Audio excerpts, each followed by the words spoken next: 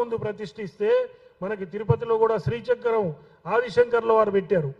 అట్లనే యంత్ర ప్రతిష్ఠ జరిగితే రోజు యంత్రానికి పూజ జరిగితే ఈ దేశానికి ప్రపంచానికి మంచిదనే ఉద్దేశంతో చేస్తే దానికి కూడా వ్యతిరేకం చేయడం జరిగింది అక్కడ ఉన్న ట్రస్ట్ వాళ్ళు.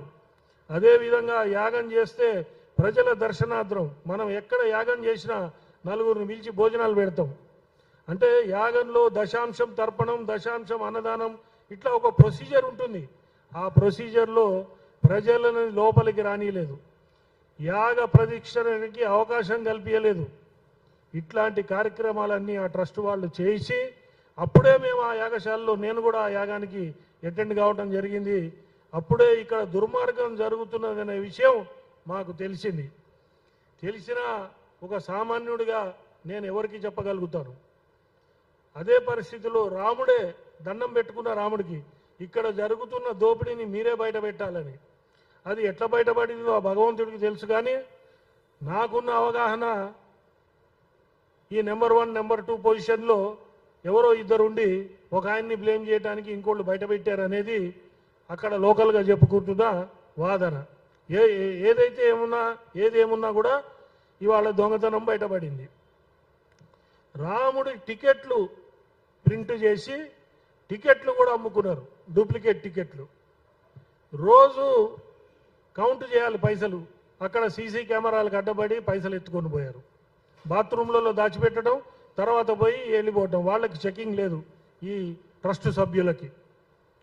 అదేవిధంగా ఈ పైసలన్నీ తీసుకుపోయి వాళ్ళు బయట అయాషీలు చేయటం, పెద్ద పెద్ద విల్లాస్ కొనుక్కోవటం, స్టాక్ ఎక్స్చేంజ్ల్లో ఇన్వెస్ట్మెంట్ చేయటం, ఇట్లాంటి కార్యక్రమాలు కూడా చేశారు.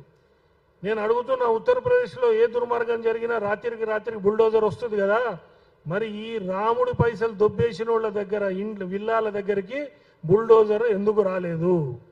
ఇది ప్రశ్న. ఈ ప్రశ్నకి సమాధానం చెప్పాల్సిన అవసరం ఉంది. సిట్ విచారణ మీ అందరికీ తెలుసు. సిట్ అనేది గవర్నమెంట్ ఆఫ్ ఉత్తరప్రదేశ్ చేస్తుంది. వాళ్ళు గవర్నమెంట్ ఎట్లా తలుచుకుంటే అట్లనే సిట్ రిపోర్ట్ ఉంటుంది, కానీ దీనివల్ల ఎటువంటి లాభం లేదు.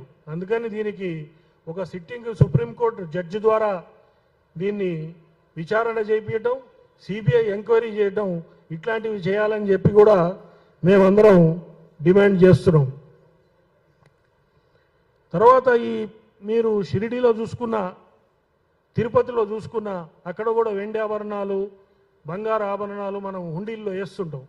ఇవన్నీ ఏం చేస్తారంటే అది కరగబెడతారు. వాటిని కరగబెట్టి అక్కడే ఉన్న బ్యాంకుల్లో డిపాజిట్ చేస్తారు. మరి అయోధ్యకు వచ్చిన వెండి వస్తువులు కానీ బంగారు వస్తువులు కానీ టన్నుల కొద్దీ స్పెషల్ ఫ్లైట్లలో పోయి కర్ణాటకలో కరగబెట్టారు. ఎందుకు కర్ణాటకలో కరగబెట్టాల్సి వచ్చింది? అవి కడ్డీలుగా మార్చి అమ్ముకున్నారా అనే డౌట్ ఈరోజు భక్తులందరూ మనస్సుల్లో ఉంది. దీన్ని క్లారిఫై చేయాల్సిన అవసరం ఆ ఎంక్వైరీ చేసే టీంకి ఉన్నదని చెప్పి ఈ సందర్భంగా మీ అందరికీ తెలియజేస్తున్నాను. అయితే మనము టీటీడీలో చూస్తుంటాం, ఇవాళ హుండీలో పడ్డ పైసలు రేపొద్దున్నే పేపర్లో వస్తుంది, టీవీలలో వస్తుంది. ఇవాళ 3,75,000 వచ్చినాయి, లేకపోతే 4,10,000 వచ్చినాయి. ఒక్కొక్కసారి 3,70,00,000, 4,80,00,000, ఒక్కొక్కసారి 5 కోట్ల పైన వస్తున్నాయని ఏ రోజు ఆ రోజు లెక్క చూపెట్టడం జరుగుతుంది. ఇట్లాంటి లెక్క అక్కడ జరగలేదు. జరగనప్పుడు ఏమైనా ఆ పైసలు? దీని మీద కూడా ఆలోచించాలి. దీన్ని ఈ ప్రెస్ మీట్ ద్వారా అన్ని రాష్ట్రాల్లో ఉన్న బ్రాహ్మణ సంఘాలు, అన్ని జిల్లాల్లో ఉన్న బ్రాహ్మణ సంఘాలు దీన్ని మీడియా ద్వారా ప్రపంచానికి తెలియజేయాలి. ఇది దేశవ్యాప్త ఉద్యమంగా మలచాలి. అందరూ దీంట్లో ఇన్వాల్వ్ కావాలి. అందరూ రామభక్తులందరూ ఒక తాటి మీదకి రావాలని చెప్పి ఈ వేదిక ద్వారా మీ అందరినీ ప్రార్థిస్తూ,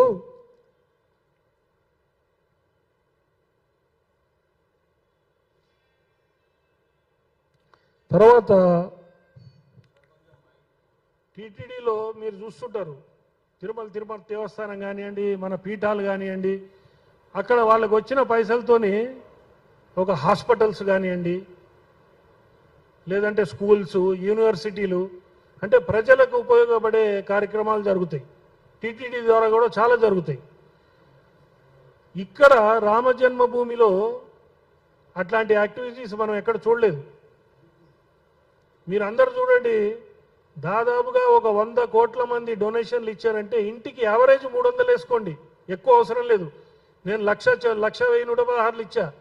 బంగారు ఇటుకలు, వెండి ఇటుకలు కోట్లు ఇచ్చిన వాళ్ళు ఉన్నారు, 10,000 ఇచ్చిన వాళ్ళు ఉన్నారు. ఇంటికి 100 రూపాయలు యావరేజ్ తీసుకున్నా, 300 తీసుకున్నా కూడా ఇది 30,000 కోట్ల డొనేషన్ వచ్చిన చరిత్ర ఉంది. కానీ చూపెట్టేది 3,500 కోట్లు చూపెడుతున్నారు. దీని మీద కూడా ఆడిట్ జరగాలి.